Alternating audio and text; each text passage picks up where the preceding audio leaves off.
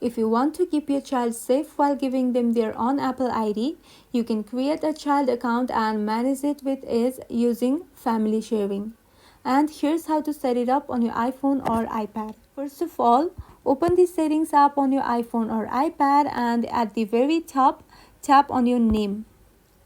Next, tap on family, and if you haven't set it up before, follow the on-screen steps to get started.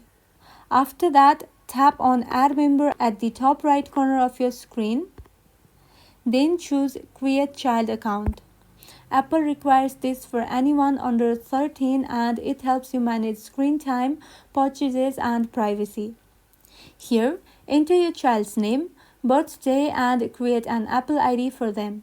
Their age determines the parental controls Apple applies automatically. Review Apple's parental privacy disclosure, then set a password and choose security questions for the child's account. To comply with child privacy laws, Apple may ask you to verify parental consent using your payment method. Once the account is created, you can set up Ask to Buy, enable screen time, and manage location sharing all from your device. And that's all. If this video was helpful, don't forget to like and subscribe for more iPhone tips and tricks. Thank you for watching.